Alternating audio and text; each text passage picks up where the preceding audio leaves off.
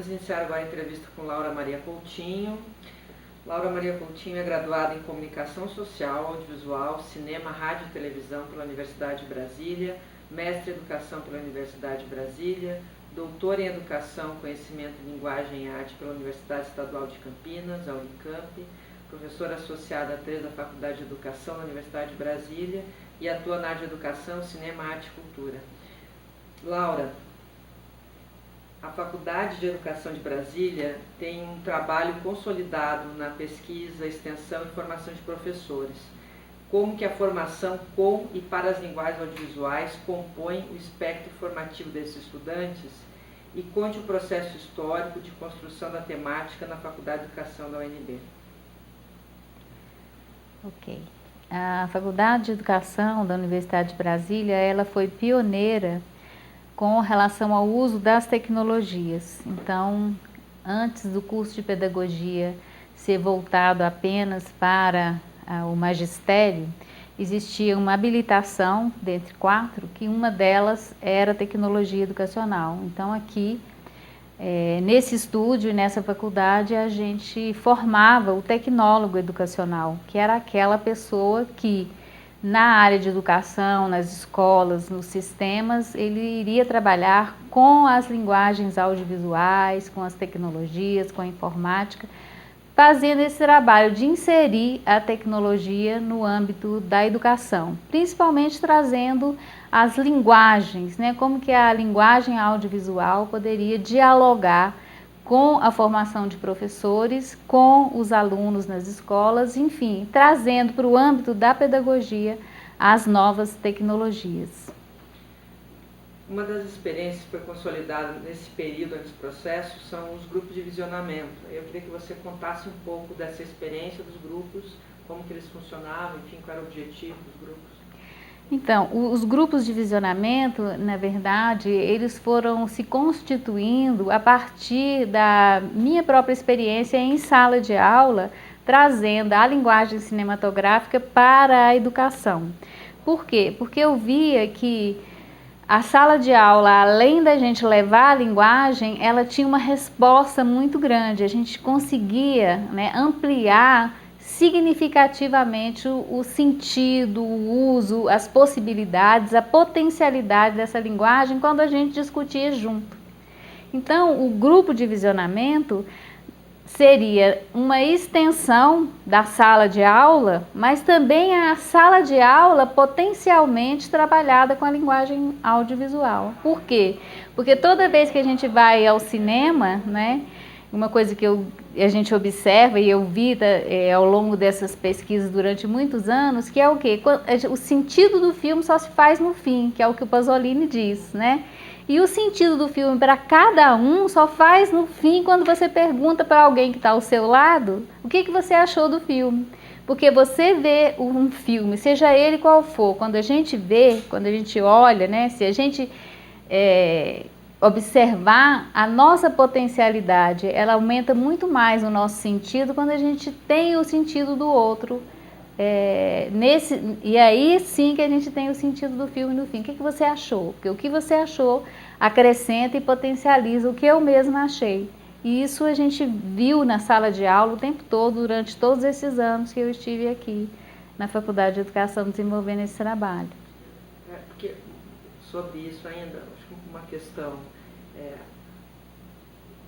em algumas práticas também que eu já realizei, eu não sei se você sentia isso, né, na sua experiência, que é a dificuldade que o estudante também tem em se colocar nesse o que eu acho do filme, né, se esse processo do grupo de visionamento também ele impulsiona um outro tipo de olhar também pela essa possibilidade narrativa que muitas vezes as pessoas não têm, mesmo quando elas vão no cinema, elas não falam sobre o filme, é um ver que vai perdendo sentido. Né? Você sentia isso também no processo? Eu acho que um dos problemas maior, né, da gente ver filmes, e eu acho que os filmes eles se prestam a esse sentido mais amplo, não é? Porque como o filme é uma obra aberta, ele não é como uma aula que você deu, um texto que você leu, que você diz, o que você entendeu desse texto, né? O cinema é uma obra que é para todo mundo. Então, eu acho que ele tem essa possibilidade maior de trazer, né, para o universo da discussão, essa coisa que eu acho, eu gostei, eu não gostei, né? Porque uma coisa que às vezes a gente tira do universo da aprendizagem é justamente gostei, gostar faz parte? Faz, né? Tem a ver com prazer. Tem a ver com o prazer, tem a ver com as identificações, né? Porque identificar com um personagem é uma coisa muito importante, porque traz um aprendizado muito, muito profundo, né? Do ser humano. Porque às vezes a gente tem uma tendência a achar uma certa norma, né, um comportamento e uma certa moral que você tem que se identificar com aquilo que é considerado bom, o bonito, né, o perfeito, né? E às vezes a gente se identifica com uma coisa muito capenga e o cinema, ele permite isso também, né? Então, eu acho que é pela possibilidade de abertura que o cinema traz, até porque ele não é uma obra acadêmica, né? Ele é uma obra popular, feita para grande público, e é aí que eu acho que está a grande capacidade até acadêmica dele mesmo de abrir essa possibilidade de diálogo, né? De você trazer aquilo que você realmente acha, aquilo que é fruto da sua experiência de vida, de leitura, de outras coisas que você viu, né? Então o cinema acaba muito tendo essa, na verdade, relação, né? Essa conexão. Exato. Com as suas experiências de vida, né? Exatamente. E de aprendizado, e de uma série de coisas, né? Acho que o cinema, ele se presta para essa dimensão, além do conteúdo que ele traz, né? Uma outra linha também aqui da Faculdade de Educação foi uma produção, né? Além de ter o visionamento e de debate sobre as obras cinematográficas, sempre teve uma preocupação grande em produzir filmes e em fazer essa reflexão sobre a produção do cinema e a escola, a produção do cinema e a educação. Nesse período todo, a Faculdade de Educação, sob a sua coordenação inclusive, produziu muitas obras, né? E eu queria que você destacasse um pouco esse processo que foi desenvolvido aqui na faculdade, esse processo histórico, que tem um acervo grande de obras aqui, a importância que esse acervo tem, ou o sentido de produzir isso aqui, ou se você gostaria de destacar algumas obras aqui. Eu acho que o grande destaque que eu faço é porque aqui no laboratório, né, de audiovisual, inclusive com a participação dos técnicos, eu sempre trabalhei junto com o Araújo, que está aqui, né? Eu sempre digo que sem uma área técnica forte, a gente não produz muita coisa, né? Você produz até no celular, faz assim uma coisa no computador, né? Hoje a gente tem essas possibilidades e essas ferramentas todas disponíveis, mas é muito importante um diálogo, né, com a área técnica, até porque eu acho que a gente está muito distante daquela questão de uma câmera na mão, uma ideia na cabeça, né, que eu acho que valia como um mote para a gente continuar fazendo, mas eu acho que é muito mais, né, do que uma câmera na mão, uma ideia na cabeça, quando a gente tem uma ilha de edição razoável, com técnicos que dominam, né, essa linguagem e podem nos auxiliar, porque os nossos recursos, eles são sempre mínimos. O que a gente conta é com bons profissionais, né?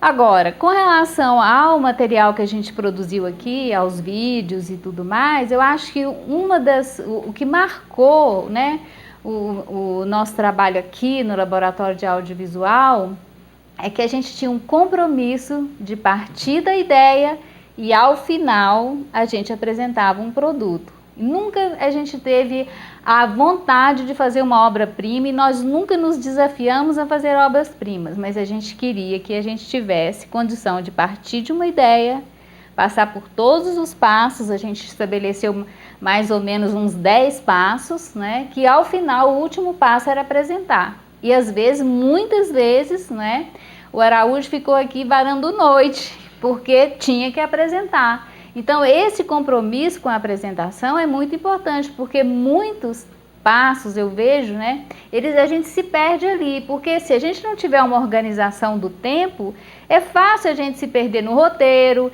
é fácil a gente se perder na gravação, é fácil a gente se perder na edição. Então, a gente tem que saber que as coisas, elas marcham, né, e tem um deadline lá no final, que era o último dia de aula, onde sempre, com as oficinas, desde que a gente começou, nós nunca deixamos de apresentar o trabalho no final, mesmo que no dia seguinte a gente ainda precisasse ajeitar uma coisinha ou outra, né? Mas esse compromisso de partir da ideia e chegar na apresentação, isso é a produção do audiovisual real, todos são assim, né?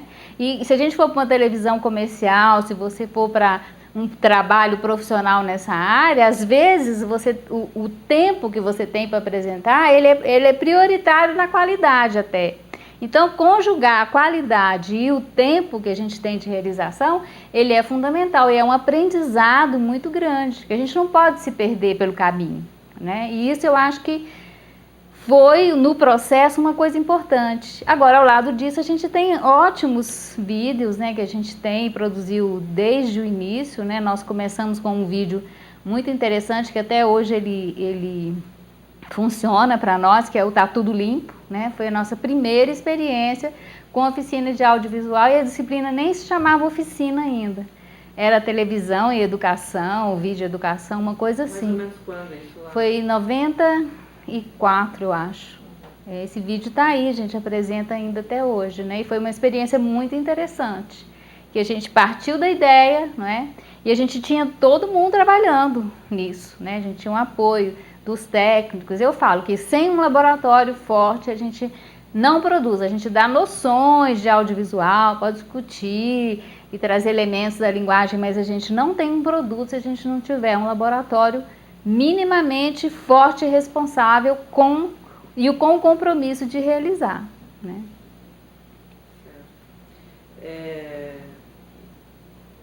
E a partir dessas experiências todas, né, de reflexão, né, tanto de produção como também de análise do cinema, né, de filmes, enfim, qual é, na sua opinião, qual é o tempo e qual é o espaço do cinema na escola? Eu acho que o cinema e a escola, os dois trabalham com temporalidades diferentes, né? Eu acho que a escola, quando a gente vai para as classes iniciais não, né? Mas quando você entra já no ensino fundamental, né, em que a gente tem as disciplinas mais recortadas, né, a gente tem o problema do tempo. Normalmente uma disciplina tem 50 minutos, o filme tem 2 horas, né, um longa-metragem, os curta não. Mas eu acho que ainda assim é possível a gente organizar, né, um tempo na escola para que o cinema seja visto. Hoje a gente tem até uma lei, né, a gente fez dos últimas orientações de mestrado, foi justamente o uso do documentário em sala de aula, dentro dessa lei nova aí, de obrigatoriedade das escolas de 2 horas semanais, né? Eu acho que se a grade curricular se organizar em todas as escolas com 2 horas semanais de cinema, é possível a gente fazer coisas muito interessantes, não é? Eu acho que se todo mundo tiver isso, a gente tem hora para coordenação, a gente tem uma série de horas, né, disponíveis na escola, e eu acho que não se perde tempo vendo filme. Isso é uma coisa importante também, né? A gente não perde tempo vendo filme na escola, a gente ganha muito tempo. Mas para isso a gente tem que ter, claro, um professor que saiba minimamente, né, a potencialidade que ele tem na mão ali. Porque acho que qualquer filme ele se presta à função pedagógica, desde que a gente saiba explorar da forma mais interessante possível, né? Em relação a isso, especificamente aos filmes, né, que a gente trabalha, existe sempre uma grande crítica, porque na verdade as pessoas geralmente têm acesso a uma produção que é o blockbuster, né, que é aquela produção que vem dos Estados Unidos, enfim, né? Raramente a gente tem acesso a um filme africano, tem acesso a filme europeu, asiático pouco, enfim. Como é que você acha que essa relação, assim, né? Porque tem alguns professores que defendem que o professor tem que trabalhar com uma outra matriz, porque, claro, todo filme tem também uma matriz ideológica e tudo mais, né? A gente tem que sair um pouco desse eixo de produção e ter um pouco de crítica. Ao mesmo tempo, também, eu não sei como que esse professor, porque a gente está falando no espaço da universidade, né? Uhum. Se esse professor que está hoje na educação básica, que ele tem acesso aos mesmos filmes que os estudantes têm, né? Não tem acesso também a filmes de outras vertentes, digamos assim. É. Como é que você vê essa questão que traz um debate sobre também o conteúdo do filme, que é algo que às vezes, né, as pessoas não se detêm muito, assim, elas querem trabalhar com o filme, porque ele fala sobre algum aspecto, vão trabalhar em história ou qualquer outra disciplina, mas elas não se atêm esse conteúdo ideológico do filme. Como é que você percebe um pouco isso? Eu acho que assim, não tem como a gente fugir dessa realidade, né? O nosso acesso é ao cinema americano. A gente já teve várias discussões sobre isso, enfim, o imperialismo americano que se dá pela via do cinema, né? Mas por que que isso acontece? Eu acho que até isso é importante a gente refletir. Acontece porque os Estados Unidos, eles têm consciência do quanto que, né, aquela bandeirinha tremulando lá em todo filme americano tem, né, constitui uma forma de imperialismo. Eles estão apostando no imperialismo, mas ainda assim não há como a gente desconhecer que eles fazem filme muito bem, né? Não tem outro cinema, né, mais forte, mais importante, em que pese todos os demais cinemas, em que pese a importância, né, dessa linguagem. Eu acho que o fundamental da gente entender é cinema americano, até filme B é bom, né? Até filme ruim é bom. Por quê? Porque eles têm noção da importância de você ter uma visão de país. E aí bate com uma questão que eu acho muito importante que o Carrier fala, né? O Jean-Claude Carrier, que é um francês, especialista em linguagem audiovisual, é roteirista, enfim, né? Uma pessoa com profundo conhecimento de cinema. Ele disse isso aqui em Brasília, quando veio dar um curso, que ele dizia: o país que não criar suas próprias imagens, a nação que não criar suas próprias imagens está fadada a desaparecer. O que é isso, né? A importância e a força da imagem na constituição dessa concepção de mundo. Hoje, todas as nossas memórias e o nosso entendimento do mundo passa pelas linguagens audiovisuais, né? Seja da televisão, seja do cinema. Então, a dimensão ideológica dessa linguagem é de uma força imensa. O que nós temos que fazer? Eu acho que a gente teria que incentivar as produções, porque eu acho que além do cinema europeu, africano, enfim, indiano, nós temos que trabalhar com o cinema brasileiro, né? Porque é o cinema brasileiro, quando a gente traz esse universo para dentro das escolas, mesmo que seja ex-produção Globo Filmes, para mim é de uma importância imensa, não é? Porque nós precisamos aprender a ouvir, a ver e ouvir filmes em português, porque para nós uma das questões fundamentais é que nós vemos filmes legendados. Eu tenho caso de alunos meus, inclusive, que falam: não, eu não gosto de filme brasileiro porque não tem nem legenda, eu gosto, filme para mim é em inglês. E a gente vai dizer que não? Para muita gente essa realidade é importante. Agora, eu acho que o cinema americano é de uma importância tal, porque nenhum cinema faz a crítica da sociedade americana e do cinema americano melhor do que os filmes americanos, né? Então, tudo é possível da gente aproveitar. Eu acho que o cinema americano, eu não tenho o menor preconceito, embora várias vezes você professor, então você trabalha com linguagem, com os filmes americanos? Trabalho com os filmes americanos. Eu acho que filmes americanos são de excelente qualidade e permitem que a gente veja uma infinidade de coisas, inclusive para criticar os próprios americanos e a própria hegemonia cultural dos Estados Unidos sobre o resto do mundo. Como exercer a crítica sem ver, né? Exatamente, exatamente. Agora, essa questão da formação do professor também é importante, né? Porque a gente aqui tem uma formação crítica sobre isso, né? A gente assiste a tudo, mas sempre com uma visão crítica e de refletir sobre o cinema. Claro, o cinema é prazer, é arte, mas o cinema traz uma narrativa, e essa narrativa tem uma linha ideológica, enfim, e a gente tem esse processo. Agora, para o professor, assim, no geral, né? Como é que você acha que essa formação pode se dar? Que alternativas a gente tem para pensar essa questão da formação do professor? Esse que é na rede básica, ou procurar a universidade, ou, por exemplo, parcerias com TV Escola, não sei, porque você tem uma grande visão e já trabalhou e já, né, circulou muito. Então, assim, como é que você vê hoje esse professor que está lá? Que alternativa que ele tem? Eu acho que ele tem várias alternativas, né? Eu acho que a TV Escola, né, com o Salto para o Futuro, a gente fez vários programas com eles, né? Justamente levando o universo da linguagem do cinema e do audiovisual para a escola. E o Salto para o Futuro é um grande, né, formador de professores, embora a gente saiba que eu sou uma crítica de ter saído o Salto para o Futuro da TV aberta, porque eu acho que ele tinha uma série de sentidos ali, né, que hoje a gente substituiu por coisas que hoje eu nem sei o que era, mas por programas absolutamente, né, não é que não tinham sentido, claro que deveriam ser coisas boas, mas a importância de se ter uma sala de aula dentro de uma TV educativa, para mim, tirar o salto da TV aberta foi um retrocesso imenso. Claro que ele entrou fortemente na TV Escola, que é a TV já voltada diretamente por satélite, enfim, até por vídeos, né, da forma que for.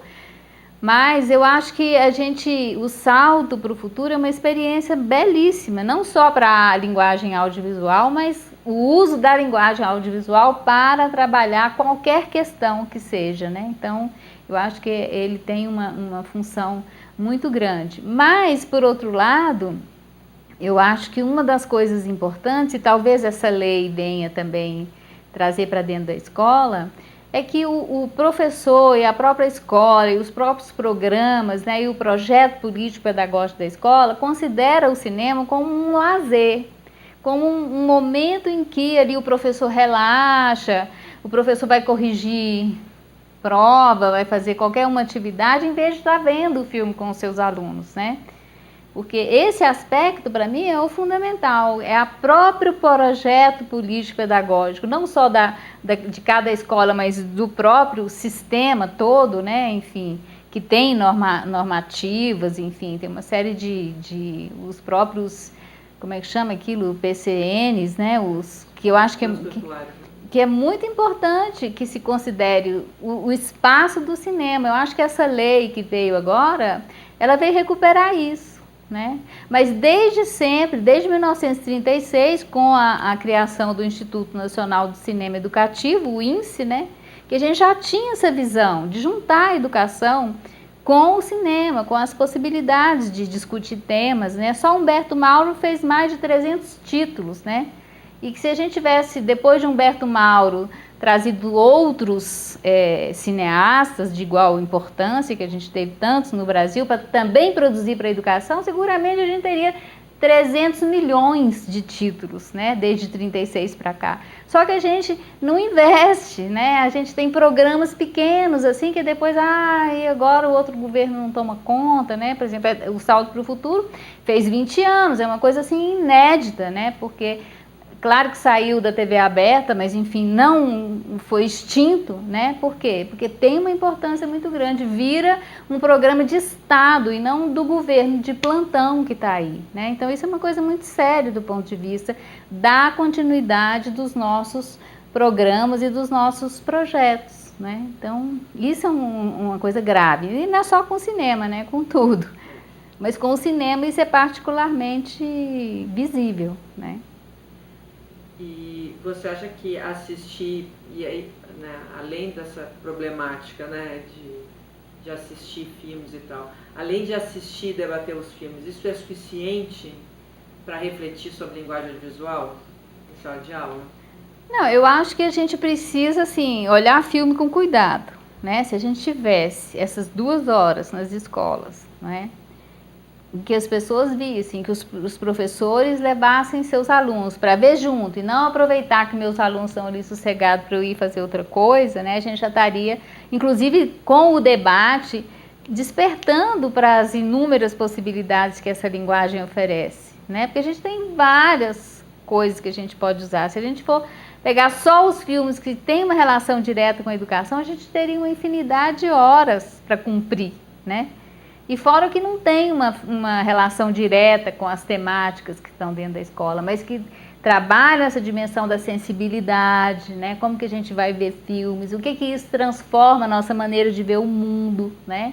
Tudo isso tem a ver.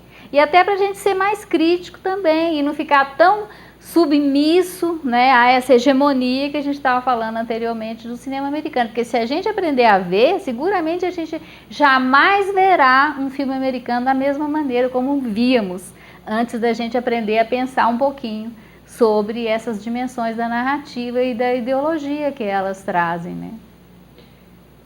Até porque, como você falou antes, tem às vezes uma relação um pouco perversa com o cinema, né? Que é esse cinema que é um cinema apoio, que é um cinema para colocar quando o professor falta, e aí põe na biblioteca e vamos ver um filme, né?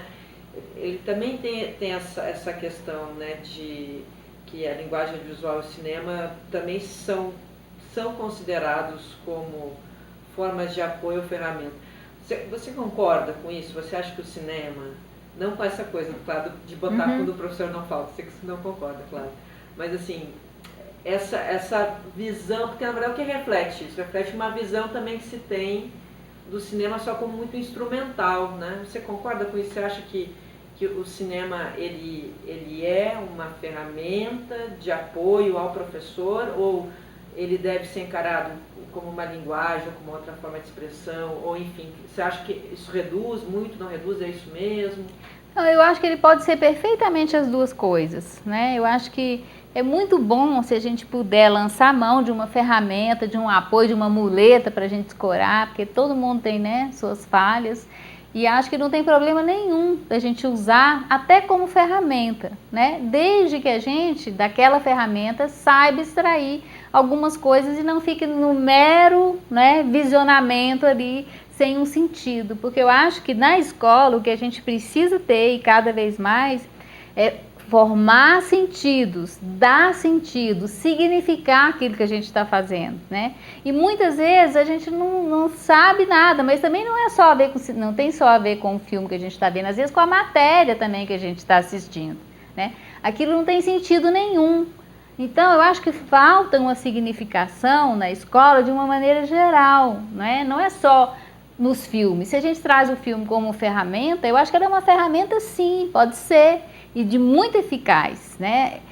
Tanto que o cinema está aí, e o cinema é uma produção enorme, né? O próprio, e voltando aos Estados Unidos de novo, não é à toa que é a segunda maior indústria, né? A primeira é de arma, não é estranho? A segunda é de filme, então o cinema é uma arma, né? Por que então a gente não deixa as armas mesmo para ficar dando tiro nos outros e aponta as câmeras só, né?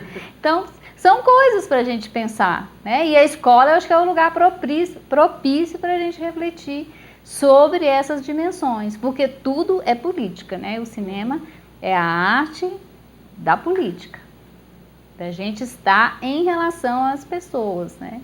E passa por tudo isso, por ser ferramenta também, é uma ferramenta, mas é uma ferramenta que expressa uma determinada linguagem.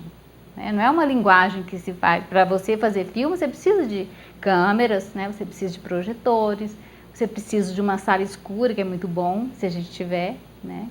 Então, são certas condições que eu acho que são importantes da gente considerar, né? Conhecer minimamente a linguagem para poder também discutir um texto fílmico, quando os estudantes vão produzir um texto, né? E a gente tem tantos, né? O cinema foi uma arte que já nasceu sendo pensada, né? A gente tem dos filmes, dos textos mais lindos do cinema, os teóricos têm, o cinema tinha 20 anos, né? Bela Belas, por exemplo, né? Eu acho que são textos incríveis, facílimos da gente entender, né? E que estão aí disponíveis.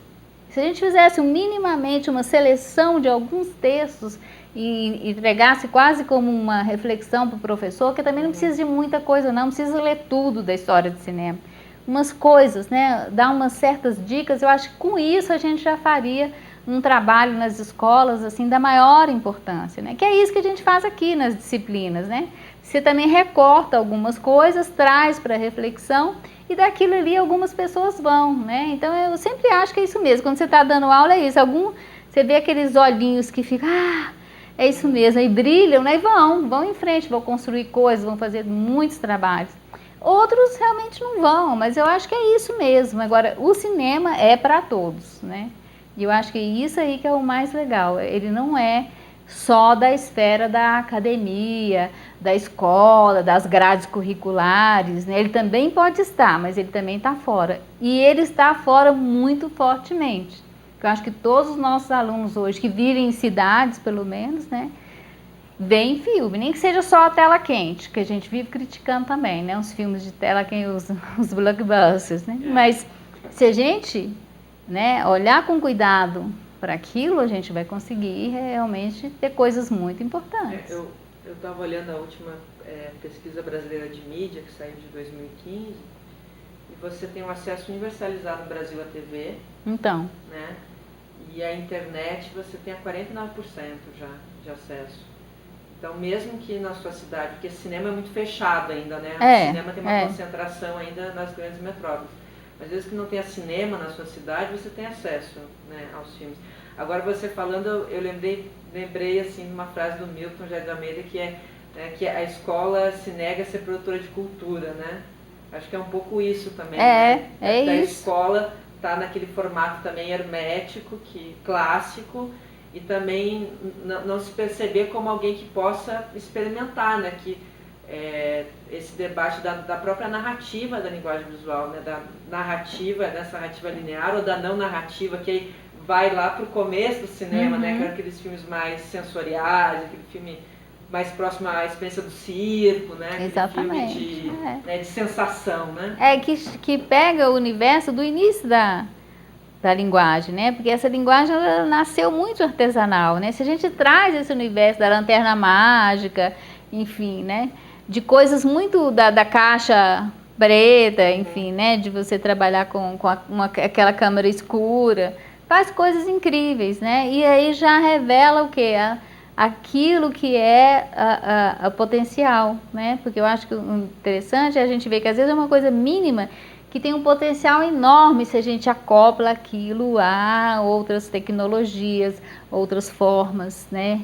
E o cinema embora a gente sabe que a história é feita de rupturas, mas ele tem uma certa evolução, né? Sim. E isso a gente não pode negar, né?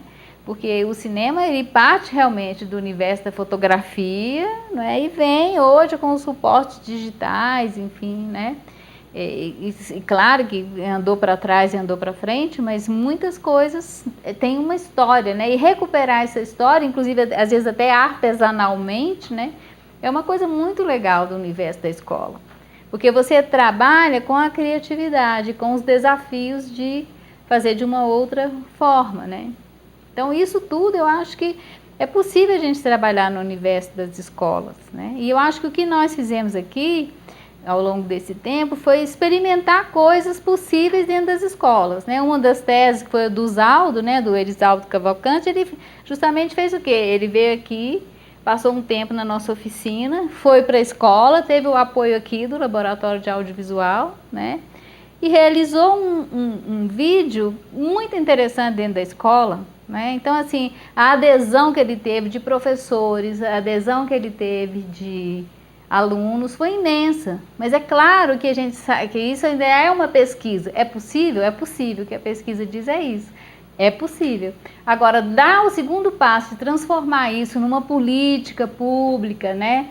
Num incentivo maior às escolas, isso aí que é o grande desafio, porque quando a gente tem pessoas, e a gente sabe de experiências aqui no Distrito Federal mesmo, né? Que se utilizando dessa linguagem faz coisas incríveis. Pensa, inclusive, nos seus próprios espaços, espaço de educação, né? Exatamente. É aquilo que você estava falando também no começo, né? Que o Jean-Claude Carrière falou de que se você também, você perde a sua referência cultural, né? Sim. Que é uma coisa que a gente vê, a gente pode ver uma situação extrema dos indígenas que hoje estão procurando, né, quando tem o cinema nas aldeias, tá, gravar suas tradições, mas também a gente na nossa comunidade escolar também pode pensar isso, né? Com certeza. Que é a história daquela comunidade, que é os sentidos daquele local, aquele espaço, enfim. E muitas vezes a gente está vivendo para um contemporâneo que não está ali fisicamente. Exatamente, né? É isso mesmo. Então eu acho que é um universo imenso a ser explorado, né? E para a gente finalizar, então, eu queria que você fizesse uma reflexão sobre esse termo imagem e aprendizagem, né, à luz da sua experiência de vida, de construção aqui, né, de todo esse trabalho que foi elaborado na Faculdade de Educação. Eu não tenho nem ideia de quantos alunos passaram aqui, né, mas devem ter sido muitos alunos que passaram aqui esse tempo até construir tudo. Mas assim, é muita experiência sua em trabalhar na formação de professores. Então, como é que você vê isso? O que é imagem e aprendizagem para você? Eu acho assim que a imagem e aprendizagem, eu acho que ela também é uma imagem, né, e essa linguagem na educação, porque as possibilidades são imensas, né? Hoje a gente discute, será que é ensino, será que é aprendizagem? Eu acho que quando a gente trabalha com a linguagem audiovisual, com a imagem, né, a aprendizagem é muito maior que o ensino. Por quê?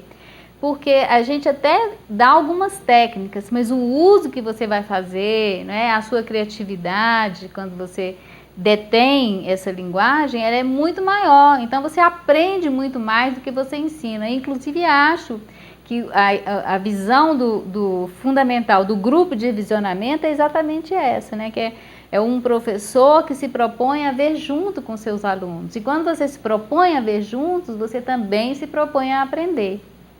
Porque se não se propuser a ver junto, a gente ensina, né? Eu digo, ó, você vejam isso, vejam aquilo, né?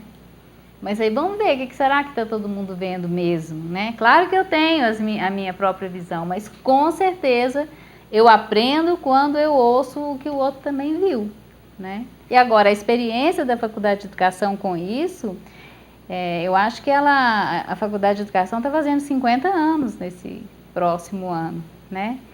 Então, são 50 anos de um aprendizado. É isso que não começou comigo, né? Eu acho que começou com toda a ideia de que essa faculdade aqui teria uma vanguarda nessa área e teve, né? Muita gente começou aqui nessa área, pessoas que eu tive contato pouco, né? O Anésio, enfim, vários, o Elício também que já saiu, né? A Regina, né? Calazan, Semes, a Vânia, enfim, tem agora a Cláudia. Então, assim, eu acho que é um processo de coisas, né, que a gente vai levando e deixando um legado, né? Quando eu cheguei, a Regina estava praticamente saindo. Quando eu assumi com o trabalho todo que estava aqui, das disciplinas, né, e continuei a imprimir a minha forma de trabalhar.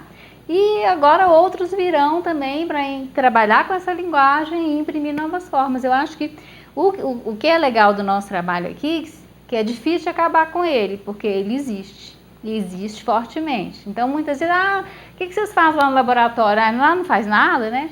Pode ser que não, mas não faz nada porque a gente não tem onde mostrar, né? Porque a nossa página, por exemplo, até hoje não se abriu para os nossos vídeos. A gente tem uma enormidade de vídeos, nenhuma obra-prima, mas com certeza uma obra significativa do ponto de vista do que é a apropriação dessa linguagem por educadores e do que é dizer coisas por meio dessa linguagem para a educação, né? Então, eu acho que são coisas que é um processo muito grande e eu acho que não se acaba. Se acabar é uma pena, né? Porque eu acho que o potencial é imenso. Certamente são obras-primas para quem participou, né? Com certeza. Porque até a obra-prima... A obra primeira. De muitos deles. Eu acho que muitas pessoas talvez tenham feito apenas esse, né? Mas, com certeza, é um trabalho significativo.